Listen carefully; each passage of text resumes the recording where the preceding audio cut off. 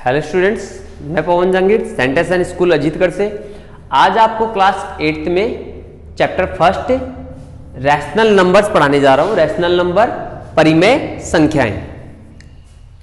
Rational number पढ़ने से पहले हम रैशनल नंबर की डेफिनेशन देख लेते हैं। रैशनल नंबर की जो डेफिनेशन है वो है a number which can be written in the form of p upon q, where p and q are integers and q is not equal to 0। यानी कोई भी ऐसी संख्या जिसको हम अपॉन में लिख सके, यानी अपॉन का मतलब बटे में, जैसे 2/3, 4/3, तो कोई भी हो, ऐसा कोई भी नंबर जिसको हम p अपॉन q की फॉर्म में लिख सके वो क्या होगा? Rational number. लेकिन इसमें एक कंडीशन ये है कि डेनोमिनेटर में 0 नहीं होना चाहिए। डेनोमिनेटर में क्या नहीं होना चाहिए? 0। अगर आपके पास डेनोमिनेटर में 0 आता है तो वो क्या है? रैशनल नंबर नहीं है। तो ये है रैशनल नंबर की डेफिनेशन। अब अगर आपको यहां पे जो हम पढ़ा रहे हैं इसमें अगर आपको किसी भी चीज में कोई भी प्रॉब्लम होती है, क्योंकि हम पढ़ाते पढ़ाते जैसे आगे चलते हैं तो पीछे वाले को हमें इरेज करना पड़ता है, तो अगर फिर भी किसी भी चीज में कोई प्रॉब्लम हो तो आप उसको वीडियो को पॉज करके आप उसका स्क्रीनशॉट लेके, आप जो भी है जैसे डेफिनेशन का आपकी स्क्रीनशॉट लिया, आपने उसको राइट कर लिया पेज में, ऐसे करना है। अब हम पढ़ेंगे प्रॉपर्टीज ऑफ रैशनल नंबर, परिमेय संख्या के गुणधर्म। मेनली किसी भी कोई भी नंबर्स है, किसी भी नंबर्स की 4 प्रॉपर्टी होती है: closure property, commutative property, associative property and distributive property. तो क्लोजर प्रॉपर्टी के बारे में बाकी ये प्रॉपर्टीज हमने पिछली क्लास में पढ़ ली है, जैसे 8th क्लास में हमने, 7th क्लास में भी हमने पढ़ी थी property, closure property, commutative property, associative property. लेकिन हम एक बार फिर से इसका रिवाइज कर रहे हैं। तो आज हम पढ़ेंगे closure property and commutative property. तो क्लोजर प्रॉपर्टी क्या होती है? क्लोजर प्रॉपर्टी में क्या होता है? जब हम कोई भी दो रैशनल नंबर को ऐड कर रहे हैं या सब्ट्रैक्ट कर रहे हैं या मल्टीप्लाई कर रहे हैं या डिवाइड कर रहे हैं, उसका आंसर क्या आना चाहिए? Rational number. अगर हम रैशनल नंबर के लिए देख रहे हैं तो कोई भी ऑपरेशन करो, या एडिशन करो, सब्ट्रैक्शन, मल्टीप्लाई या डिवाइड, आंसर क्या होना चाहिए? Rational number. तो हम देखते हैं एडिशन के लिए, जैसे हमने लिया 2/3 प्लस 4/3, दोनों ही रैशनल नंबर है, और दोनों ही रैशनल नंबर को जब हम ऐड कर रहे हैं तो दोनों का एलसीएम क्या आया? 3। और जब एलसीएम सेम, जब डेनोमिनेटर सेम होता है एलसीएम वही आता है, और ऊपर वाले को हम ऐसे कैसे ऐड कर देते हैं? 2 + 4 = 6/3। तो ये क्या हो गया? एक रैशनल नंबर ही आ रहा है। इसके अलावा आप और भी एग्जांपल्स लेके देख सकते हैं। जब भी आप दो रैशनल नंबर को ऐड करोगे तो उसका आंसर क्या आएगा? एक रैशनल नंबर ही आएगा। तो आप बोल सकते हो कि closure property are applicable for addition. Yes, मैं इसमें लिख देता हूं, yes, closure property are applicable for addition. तो ये तो हो गया क्लोजर प्रॉपर्टी एडिशन के लिए। अब देखेंगे हम सब्ट्रैक्शन के लिए। सब्ट्रैक्शन के लिए हमें क्या करना है? कोई भी दो नंबर लिया हमने, 2/6 माइनस 2/3। यहां एलसीएम क्या है इसका? 6 और 3 का एलसीएम क्या होगा? 6। अगर आप लोगों को एलसीएम में कोई प्रॉब्लम होती है एलसीएम लेने में, वैसे हमने पीछे वाली क्लासों में एलसीएम आप 5th क्लास से लेते आ रहे हो, लेकिन फिर भी एक बार रिवाइज कर देता हूं। कोई भी दो नंबर का जब हमें एलसीएम लेना है तो हम उसको प्राइम फैक्टराइजेशन की हेल्प से ऐसे कर सकते हैं। अब 6 और 3 का हमें एलसीएम लेना है, तो सबसे पहले देखेंगे कौन से नंबर 3 और 6 में ऐसा कौन सा नंबर है जिसका डिवाइड हो रहा है। तो हम देखेंगे 3 का डिवाइड हो रहा है, वैसे तो 2 का हो रहा है। सबसे पहले 2 का देखेंगे। 2 का डिवाइड किस में हो रहा है? 6 में हो रहा है। 2 3 जा 6। देखो, जिसमें डिवाइड हो रहा है उसमें डिवाइड कर देना है, जिसमें डिवाइड नहीं हो रहा है उसको ऐसे कैसे लिख देना है। तो 3 में डिवाइड नहीं हो रहा है उसको हमने ऐसे कैसे लिख दिया। अब 3 और 3 दोनों में 3 का डिवाइड हो रहा है, तो 3 में 3 का डिवाइड हुआ 1, 3 में 3 का डिवाइड हुआ 1, तो क्या बच गया? 2 और 3, 2 3 जा 6। तो एलसीएम क्या आया इसका? 6। अब 6 में 6 का डिवाइड करेंगे, क्योंकि डेनोमिनेटर में कभी भी एलसीएम लेने के बाद में हमें क्या करना होता है? जब भी एलसीएम लेते हैं उसमें डेनोमिनेटर से डिवाइड करते हैं और जो भी आंसर आता है उसको न्यूमरेटर से मल्टीप्लाई करते हैं। तो 2 6 में 3 का डिवाइड किया 2 और 2 को 2 से मल्टीप्लाई किया 4 में से 2 माइनस किया 2/6। जब भी दो डिफरेंट साइन होते हैं, यहाँ माइनस है यहाँ प्लस है, तो हमें क्या करना है, बड़े नंबर से पहले वाला जो साइन है वो लगाना है। तो -2/6 जो कि क्या है, एक रैशनल नंबर। तो रैशनल नंबर सब्ट्रैक्शन के लिए भी रैशनल नंबर क्या होगा, एप्लीकेबल होगा। ये क्लोजर प्रॉपर्टी किसके लिए एप्लीकेबल होगी, सब्ट्रैक्शन के लिए। सब्ट्रैक्शन के लिए रैशनल नंबर नहीं, वो क्या है कि थोड़ा सा मिस्टेक हो गया था। Closure property is applicable for subtraction. ये हमने एडिशन के लिए देखा, सब्ट्रैक्शन के लिए जब हमने दो परिमेय संख्याओं को जोड़ा तो हमारा जो आंसर है वो क्या आया, परिमेय संख्या। तो हम बोल देंगे परिमेय संख्या के लिए समवर्त गुणधर्म लागू होगा, और घटाने के लिए घटाव में भी क्या होगा, समवर्त गुणधर्म लागू होगा। अब देखेंगे मल्टीप्लाई के लिए। अब किसके लिए देख रहे हैं, मल्टीप्लाई के लिए। अब हम देख रहे हैं मल्टीप्लाई, तो 2/3 मल्टीप्लाई 4/2। जब दो रैशनल नंबर को हम मल्टीप्लाई कर रहे हैं तो न्यूमरेटर को न्यूमरेटर से मल्टीप्लाई करना है और डेनोमिनेटर को डेनोमिनेटर से। तो 4 2 जा 8, 3 2 जा 6, तो क्या आ गया 8/6। तो ये क्या है, एक रैशनल नंबर। जब दो परिमेय संख्याओं को हमने गुणा किया तो जो इसका आंसर है वो क्या आया, परिमेय संख्या। तो हम कह सकते हैं कि समवर्त गुणधर्म गुणा के लिए भी क्या होगा, लागू होगा। Closure property are applicable for multiplication, या हम बोल सकते हैं कि rational number are closed under multiplication.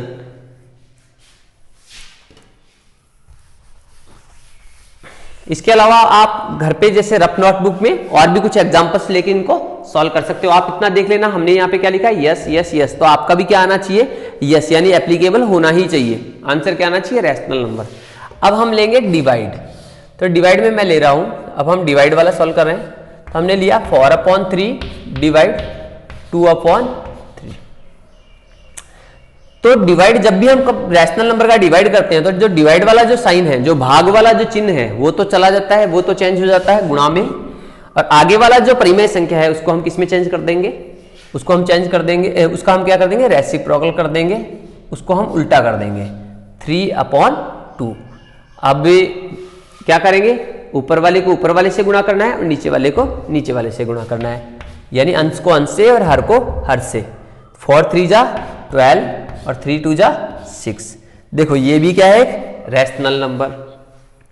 तो आप बोल सकते हो कि ये इसके डिवाइड के लिए भी क्लोजर प्रॉपर्टी एप्लीकेबल है, लेकिन इसमें एक कंडीशन ऐसी बन जाती है कि देखो मैं समझा रहा हूं आपको कि जैसे हमने एक रैशनल नंबर लिया a/b, मैं कोई भी नंबर ले रहा हूं, दूसरा ले रहा हूं इसमें c/d, और हमारा आंसर रैशनल नंबर ही आने वाला है। लेकिन अगर c और d यानी अगला जो रैशनल नंबर है, किसी रैशनल नंबर में नेक्स्ट कोई भी रैशनल नंबर का अगर डिवाइड कर रहे हैं तो उस रैशनल नंबर में न्यूमरेटर और डेनोमिनेटर कहीं भी जीरो नहीं होना चाहिए, यानी c एंड d क्या नहीं होना चाहिए, जीरो नहीं होना चाहिए। c and d should not be zero. तो क्या नहीं, या जीरो नहीं होना चाहिए। अगर ये जीरो हो जाता है, जैसे a/b डिवाइड 0/0, या इसमें c की जगह हमने जीरो लिया तो ये क्या हो गया, पूरा जीरो। और a/b में हम जीरो का डिवाइड करेंगे तो ये क्या हो गया, डिवाइड को हमने चेंज किया किसमें, डिवाइड किसमें चेंज हो जाता है, मल्टीप्लाई में। और जीरो के नीचे क्या था, d, ये d कहां चला जाएगा, ऊपर, जीरो कहां आ जाएगा, नीचे। a को d से मल्टीप्लाई करोगे यानी कोई भी नंबर है तो आप देखोगे कि नीचे की तरफ क्या आ गया, जीरो आ गया। तो नीचे की तरफ जीरो आ रहा है तो ये क्या है कि रैशनल नंबर नहीं है। तो ये ओनली उस कंडीशन में एप्लीकेबल नहीं होगा जब किसी रैशनल नंबर को ऐसे रैशनल नंबर से आप डिवाइड ना करो कि उस रैशनल नंबर में न्यूमरेटर या डेनोमिनेटर जीरो ना हो। जैसे एक बार फिर से मैं कोई एग्जांपल लेता हूं, 2/3 डिवाइड बाई 0/2। अगर ऐसा आ गया तो ये एप्लीकेबल नहीं होगा, क्योंकि जीरो नहीं होना चाहिए, रैशनल नंबर में जीरो नहीं होना चाहिए, चाहे वो आपको न्यूमरेटर में हो या डेनोमिनेटर में, कहीं भी जीरो नहीं आना चाहिए। तो ये तो हुआ क्लोजर प्रॉपर्टी। अब हम पढ़ते हैं कॉम्यूटेटिव प्रॉपर्टी। कॉम्यूटेटिव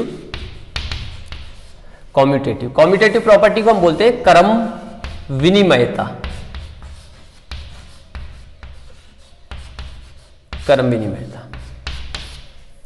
क्रम विनिमयता का मतलब क्या है? कॉम्यूटेटिव क्रम विनिमयता है, जैसा इसका नाम में लिखा हुआ है क्रम विनिमयता, यानी इसमें क्रम ऑर्डर को चेंज करना है। तो इसमें भी हमें एडिशन में देखना है, सब्ट्रैक्शन में देखना है, फिर सब्ट्रैक्शन में, मल्टीप्लाई में और डिवाइड में।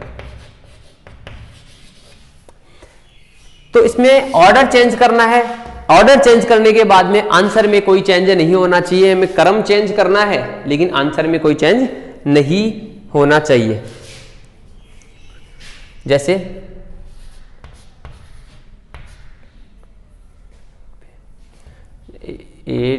प्लस कर रहे हैं, सबसे पहले एडिशन के लिए देख रहे हैं 4/, ये हमारे पास कोई दो रैशनल नंबर है, परिमेय संख्या है, इनको हम ऐड कर रहे हैं। तो ऐड करने पे एलसीएम आया 6 में 3 का डिवाइड किया आया 2, और 2 को 2 से मल्टीप्लाई करेंगे 4, फिर 6 में 2 का डिवाइड करेंगे 3, और 3 को 4 से करेंगे 12 और 4 16/6।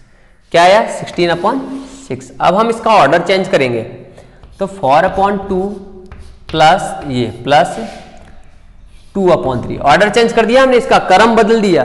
पहले हमारे पास क्या था? 4/2 इधर था, हमने 4/2 को यहां लिया, 2/3 यहां चला गया। अब ऑर्डर चेंज करने के बाद में क्या होना चाहिए? आंसर यही आना चाहिए। तो हम ऑर्डर चेंज करने के बाद में क्या ले रहे हैं? इसका एलसीएम आया 6 में जब हम 2 का डिवाइड करेंगे आएगा 3, और 3 को किससे मल्टीप्लाई करें? 4 से। 3 4 जा 12।